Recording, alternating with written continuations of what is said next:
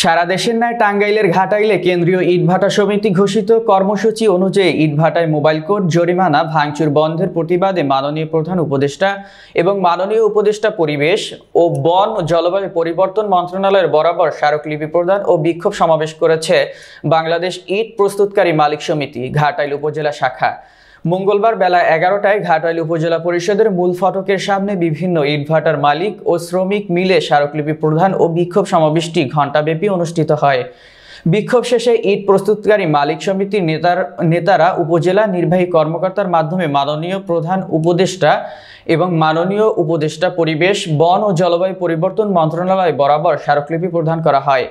এ সময় বক্তব্য রাখেন বাংলাদেশ ইট প্রস্তুতকারী মালিক সমিতি ঘাটাইল উপজেলা শাখার সাধারণ সম্পাদক ফারুক হোসেন ধলা বলেন, প্রিয় ভাটা মালিক ভাইরা, প্রিয় শ্রমিক ভাইরা, আজকে সাংবাদিক ভাইদেরকে বিশ্বাস করে বলতে চাই, আমরা ঘাটাল ৬৫টা ভাটা ছিলাম, আজকে কুন্দে ৪০টি ভাটায় রূপান্তরিত হয়েছে। প্রিয় সাংবাদিক ভাইরা, প্রিয় প্রশাসন ভাইদেরকে বলতে চাই, আপনারা যেভাবে আমাদেরকে হয়রানি শুরু করে দিয়েছেন, আমরা কিভাবে ব্যবসা প্রতিষ্ঠান পরিচালনা করব, আমরা ঘাটের ১৫,০০০ লোকের কর্মস্থানান্তর করে দিয়েছি, সেইভাবে আমরা আজকে ২৫ বছর যাবৎ এই ব্যবসাটি পরিচালনা করে আসছি। প্রিয় ভাইয়েরা, আজকে আমরা ধান চিকি থেকে শুরু করে শুরু করে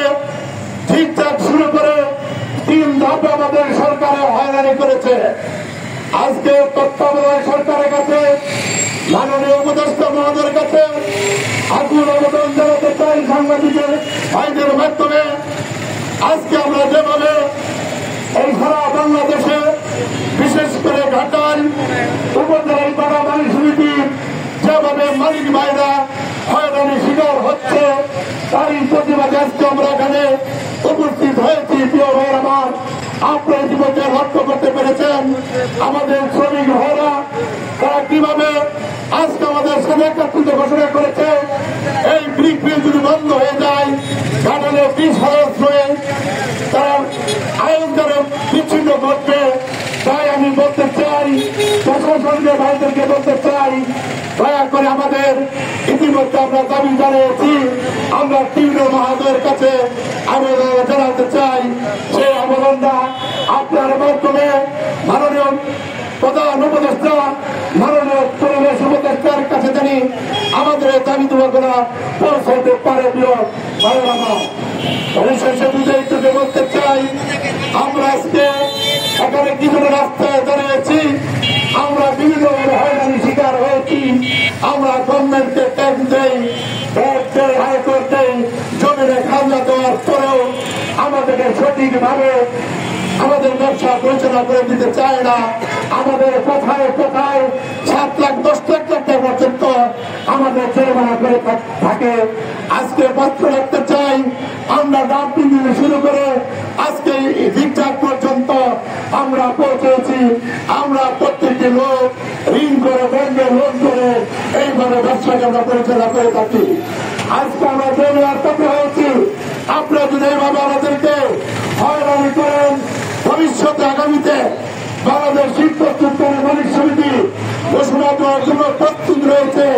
আগামী বছর আমরা ইট ভাটা পরিচালনা করবো না, কারণ আমরা যেভাবে অত্যাচারের শিকার হয়েছি ভাইয়ের আমার, আপনারা আজকে আমরা কোনোদিন এইভাবে রাজপথে নামতে চাই নাই।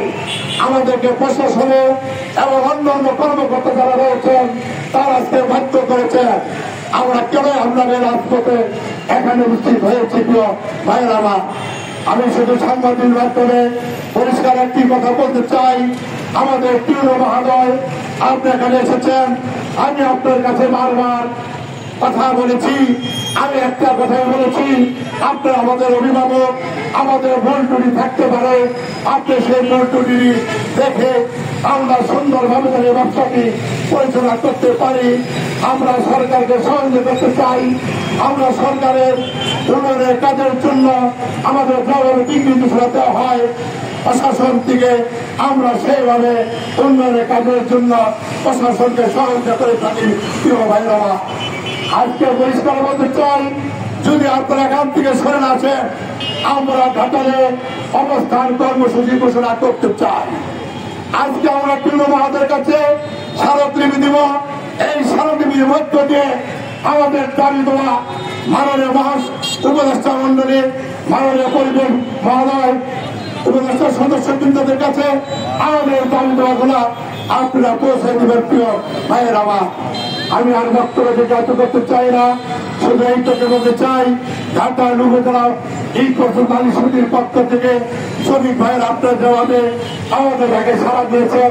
আমি ঘাটালি প্রাণবায়ু সমিতির পক্ষ থেকে, টাঙ্গাইল জেলা প্রাণবায়ু সমিতির পক্ষ থেকে মালিক ভাই থেকে শুভেচ্ছা অভিনন্দন জানাই।